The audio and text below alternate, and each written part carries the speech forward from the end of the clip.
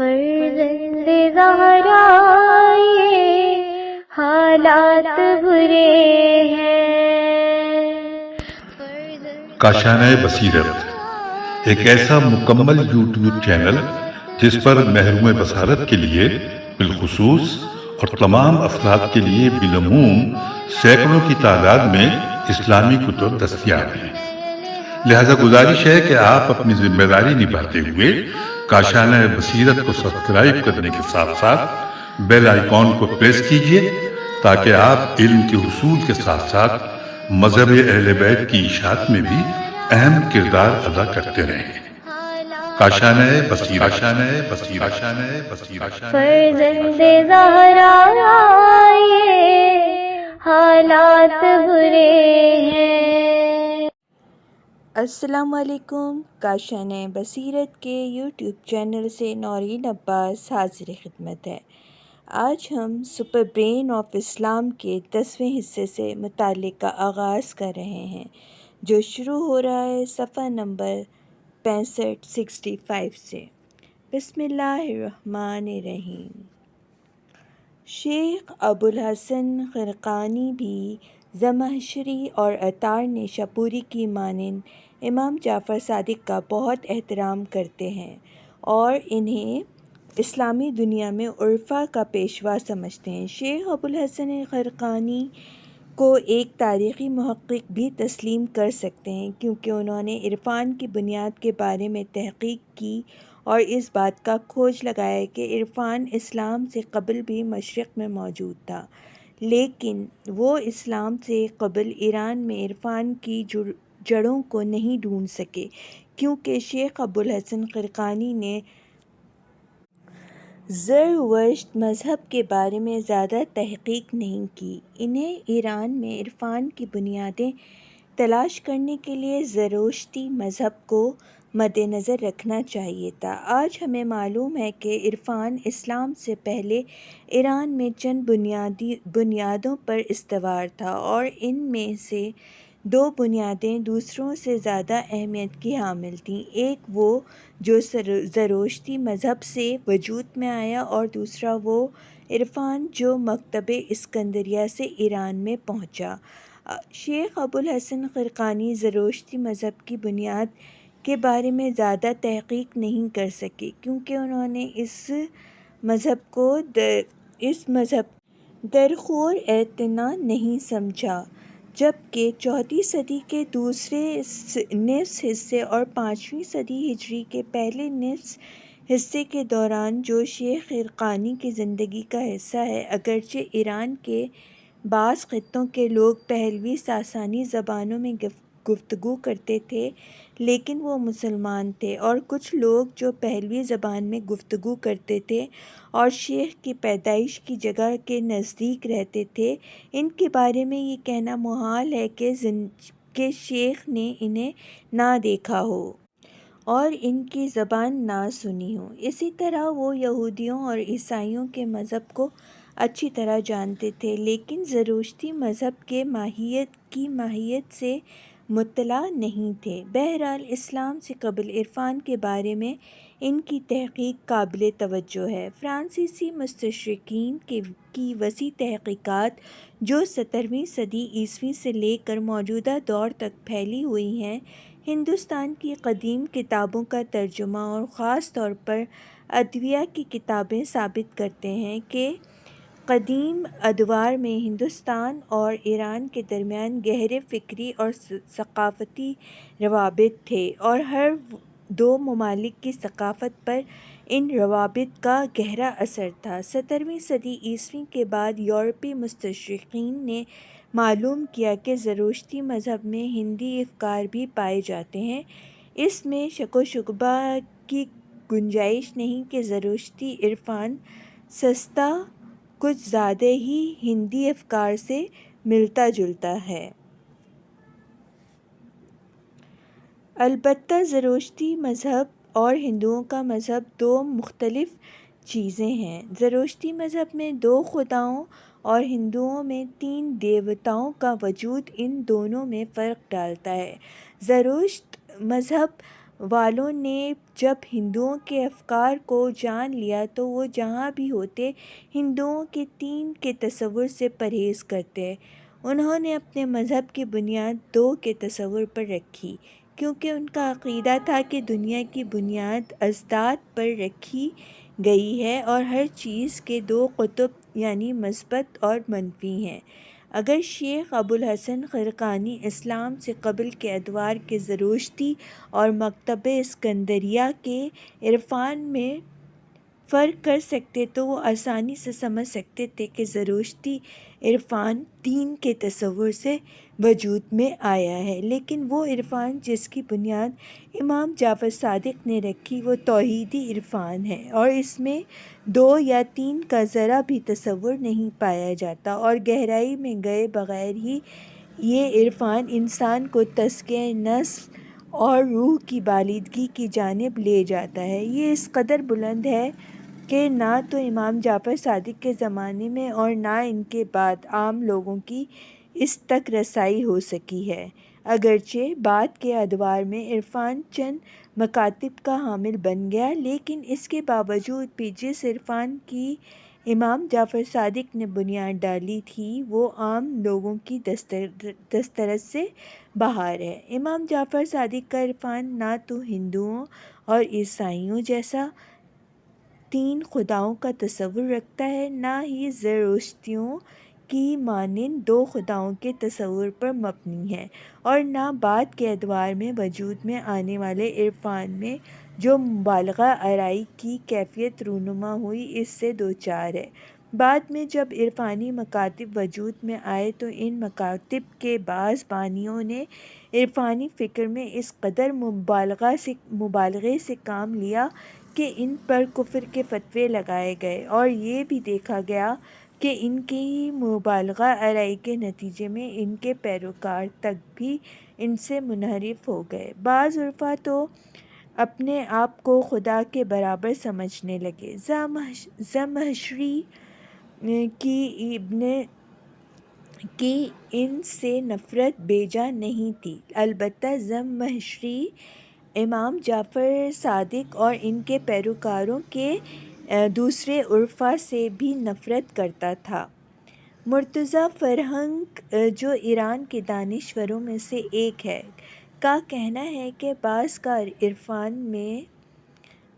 عرفان میں نے ایک ایسے پتھر سے زیادہ نہیں پایا جو کسی کو نقصان پہنچا سکے، لیکن خود مرتضیٰ فرہنگ بھی عرفانی ذوق رکھتا تھا۔ اس نے اپنے بعض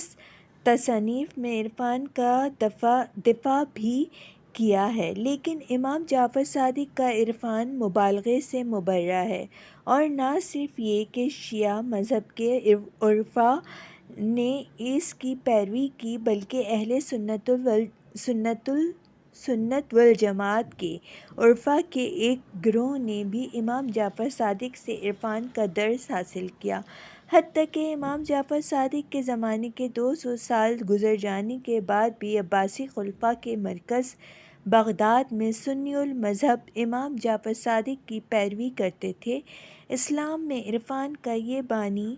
ایک عباسی خلیفہ کے ہاتھوں قتل ہوا تھا۔ امام جعفر صادق کا عرفان خداوند تعالیٰ پر توکل اور اس کے احکامات کی پیروی ہے۔ آپ نے اس کے ساتھ ساتھ دینی امور میں بھی غفلت نہیں برتی تاکہ زندگی کا نظم و ضبط تعطل کا شکار نہ ہو۔ عطار نیشا پوری تذکرۃ الاولیاء میں لکھتا ہے کہ بایزید سطامی 30 سال تک بڑے بڑے عرفا کے حضور میں حاضری کے لیے بیابانوں میں ٹھوکریں کھاتا اور بھوک برداشت کرتا رہا۔ آخرکار وہ امام جعفر صادق کے حضور میں حاضر ہوا۔ اسے اس بات کا علم نہیں تھا کہ امام جعفر صادق بایزید کے ترک دنیا پر اور 30 سال بیابان میں بھوک برداشت کرنے پر خوش نہیں ہیں۔ یہاں اس امر کی وضاحت لازمی ہے کہ اگر بایزید سطامی کی امام جعفر صادق کے حضور میں حاضر ہونے کی یہ روایت صحیح ہے تو عرفان کے بانی نے اسے ضرور تنبیہ کی ہوگی اور کہا ہوگا کہ اس نے کیوں 30 سال بیابانوں میں زندگی بسر کی اور بیوی بچوں کے بارے میں اپنے فرائض سے غافل رہا ہے۔ کیونکہ امام جعفر صادق کا عرفان دنیا کے ترک کرنے کے حق میں نہیں، بلکہ اس عرفان کے مطابق ہر ایک کو چاہیے کہ اپنے دینوی امور کو اخروی امور کے ساتھ منظم کرے۔ امام جعفر صادق کے عرفان میں متعدد مکاتب کے بانیوں کے قول کے برعکس خداوند تعالیٰ تک رسائی کا کوئی مسئلہ نہیں۔ امام جعفر صادق نہیں کہتے کہ آدمی خدا تک پہنچے گا مگر اتنا جتنا قرآن نے کہا ہے۔ قرآن میں کہا گیا ہے کہ انسان خدا کی طرف سے آیا ہے اور اسی کی طرف لوٹ کر جائے گا، لیکن اس کا یہ مطلب ہرگز نہیں کہ انسان والعیاذ باللہ خدا بن جائے، کیونکہ انسان مخلوق ہے اور یہ ہمیشہ مخلوق ہی رہے گا، یہ ہرگز خالق نہیں بن سکتا۔ لیکن چونکہ مرنے کے بعد خالق کی طرف رجوع کرتا ہے اس لیے اس کے قریب ہو جاتا ہے۔ امام جعفر صادق کے بعد عرفانی مکاتب نے اِنَّ لِلَّهِ وَإِنَّا إِلَيْهِ راجعون سے یہ مراد لیا ہے کہ آدمی مرنے کے بعد خدا سے وابستہ ہو جاتا ہے اور خدا بن جاتا ہے، لیکن اس ضمن میں غور طلب یہ امر ہے کہ وہ زندگی کے دوران خدا کیوں نہیں بن سکتا۔ مرنے کے بعد آدمی کے خدا بن جانے کے عقیدے سے یہ نظریہ پیدا ہوا کہ چونکہ آدمی خدا بن کر زندہ جاوید اور تمام چیزوں سے آگاہ ہو جاتا ہے، لہٰذا اس دنیا کے حالات کو اچھی طرح دیکھ سکتا ہے، وہ اپنے قرابت داروں کو دیکھتا ہے اور ان کی مشکلات کو حل کر سکتا ہے۔ مرنے کے بعد زندگی کا عقیدہ صرف مسلمانوں میں ہی نہیں بلکہ یہ عقیدہ تمام قدیم مذاہب میں پایا جاتا ہے۔ ہمیشہ گزشتہ مذاہب میں سے دو مذاہب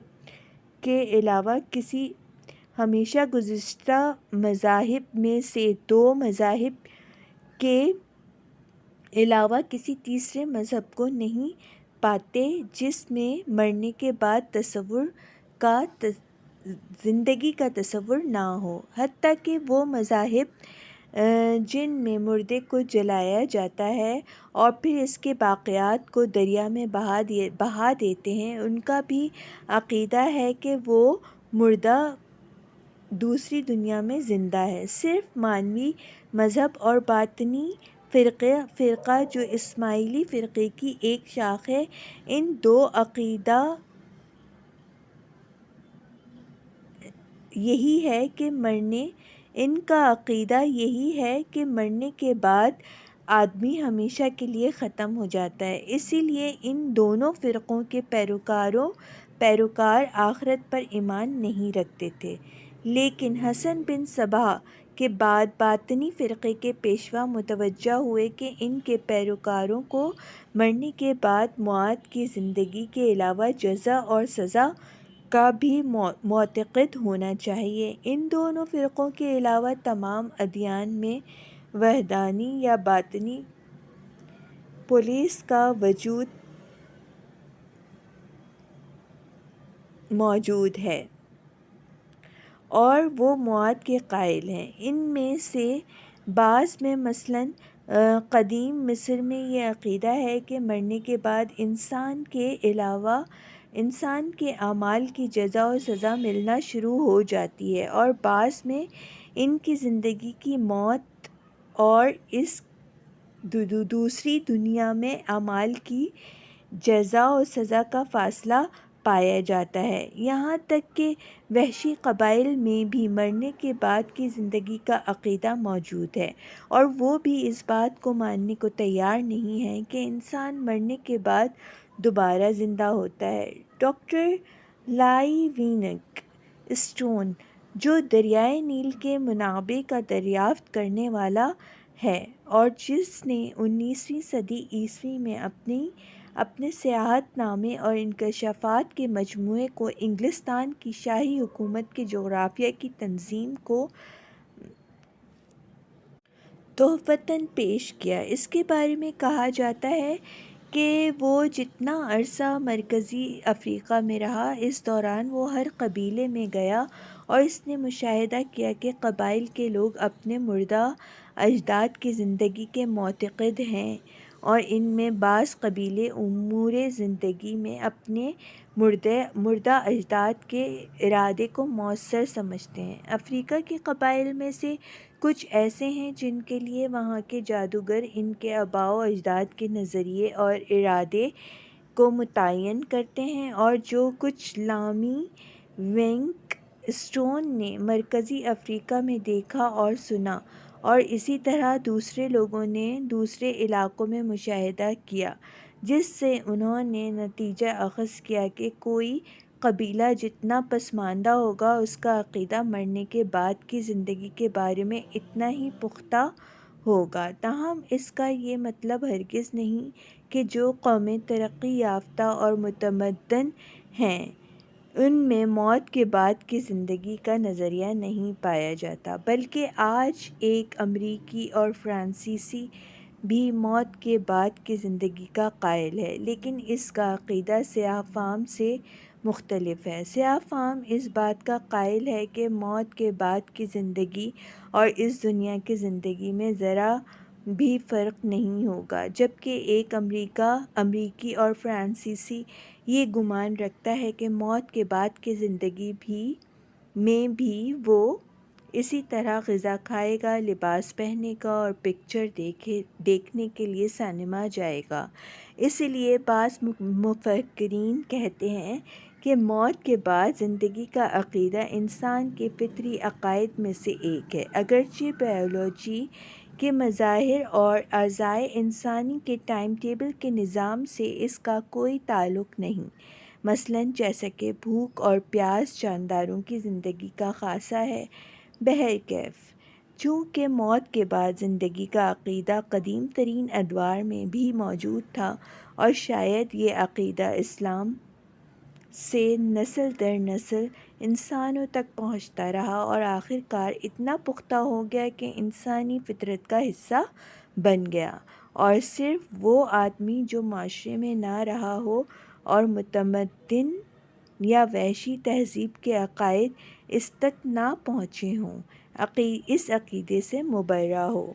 سکتا ہے۔ ہو سکتا ہے کہ تمام مذاہب جو موت کے بعد زندگی کے معتقد ہیں،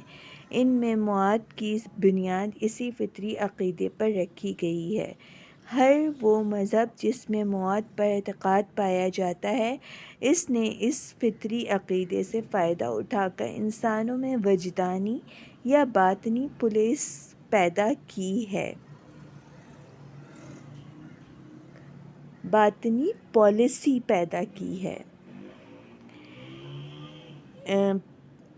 قدیم مصر میں یہ عقیدہ تھا کہ اگر کوئی شخص دوسرے کا مال چوری کرے گا تو دوسرے دن مغربی دنیا میں وہ ہمیشہ کے لیے تاریکی میں زندگی بسر کرے گا اور سورج کی روشنی اس تک نہ پہنچے گی، حتیٰ کہ وہ ایک چراغ سے بھی فائدہ نہیں اٹھا سکے گا۔ زرتشتی مذہب میں عقیدہ تھا کہ دوسری دنیا میں چنونت بروزن دربند ہے، ایک پل ہے۔ جو گناہ گار ہوگا وہ اس پل پر سے نہیں گزر سکے گا اور وہیں گر جائے گا۔ مشرق کے عرفانی مکتب فکر نے مسلمانوں کے موت کے بعد کی زندگی کے فطری اور مذہبی عقیدے سے فائدہ اٹھایا اور اس کے ذریعے اپنے پیروکاروں کی روح کی پرورش کے لیے راستہ ہموار کیا۔ اسی لیے انہیں اس بات کی ضرورت پیش نہ آئی کہ وہ اپنے پیروکاروں کی روح کی پرورش کی ابتدا میں ایک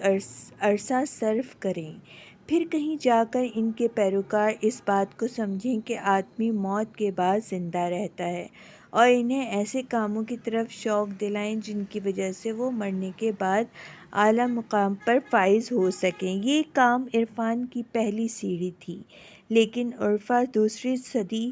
ہجری کے خاتمے پر اس سے بلند مرتبے تک پہنچ گئے اور عرفان کی بنیاد اس پر رکھی کہ انسان اسی دنیا میں بلند ترین مرتبے تک پہنچ جاتا ہے، اور جو چیز اس فکر کو وجود میں لائی وہ موت کے بعد زندگی کا عقیدہ تھا۔ ہم کہہ سکتے ہیں کہ اگر مسلمان یا دوسری اقوام موت کے بعد زندگی کی معتقد نہ ہوتی تو عرفان وجود میں نہ آتا، اس لیے کہ عرفان کے وجود میں آنے کا کوئی راستہ نہ تھا۔ عارفوں نے کہا ہے کہ یہ انسان جو مرنے کے بعد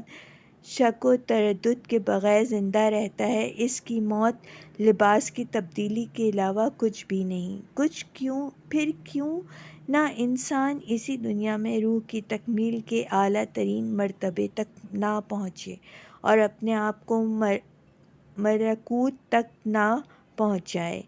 چاہے کہ وہ صبر کرے تاکہ موت کے بعد کامل انسان کے اعلیٰ مرتبے تک فائز ہو۔ عرفان کے متعدد مکاتب فکر کا آخری ہدف یہ رہا ہے کہ انسان اسی دنیا کی زندگی میں اپنے آپ کو ملکوت تک پہنچائے، اور جب ہم عرفان کے مفہوم کی وضاحت کرتے ہیں تو اس نتیجے پر پہنچتے ہیں کہ عرفان کا مقصد یہ ہے کہ انسان اسی دنیا میں اور موت سے پہلے اپنے آپ کو خدائی مرتبے تک پہنچائے۔ لیکن امام جعفر صادق کے عرفان میں یہ موضوع نہیں پایا جاتا، اور انہوں نے یہ نہیں کہا کہ انسان کو اس دنیوی زندگی میں خدائی کے مرحلے تک پہنچ جانا چاہیے۔ یہ عقیدہ امام جعفر صادق کے بعد کے عرفانی مکاتب فکر کی پیداوار ہے، اور وہ دو چیزیں جو عرفانی مکاتب فکر میں اس عقیدے کو وجود میں لائیں، ان میں سے ایک یہ ہے کہ آدمی موت کے بعد بھی زندہ رہے گا، جبکہ دوسرا امر وحدت الوجود کا نظریہ ہے۔ وحدت الوجود کا نظریہ امام جعفر صادق کے بعد مشرق میں دو بڑے عرفانی مکاتب فکر کی بنیاد بنا۔ اس میں کوئی شک نہیں کہ یہ نظریہ مشرق کی پیداوار ہے اور ہندوستان و ایران سے اٹھا اور پھر مشرق سے یورپ گیا۔ وہاں اس نظریے کے بہت سے حامی پیدا ہوئے، تاہم امام جعفر صادق وحدت الوجود پر یقین نہیں رکھتے تھے اور مخلوق کو خالق سے جدا سمجھتے تھے۔ جو لوگ وحدت الوجود کے حامی تھے وہ کہتے تھے کہ خدا اور جو کچھ اس نے خلق کیا ہے اس میں کوئی فرق نہیں مگر یہ کہ صرف حالت کا فرق ہے، یعنی شکل و لباس وغیرہ کا تفاوت ہے۔ عام جامد اشیاء، درخت اور دوسرے جاندار یہی خدا ہیں، کیونکہ شروع میں خدا کے علاوہ کچھ نہ تھا، اور چونکہ جہاں کا آغاز و انجام نہیں ہے، یہ چیزیں بھی خدا کے بغیر وجود میں نہیں آ سکتیں، اور چونکہ خدا کے علاوہ کوئی اور صلی اللہ علیہ وآلہ وسلم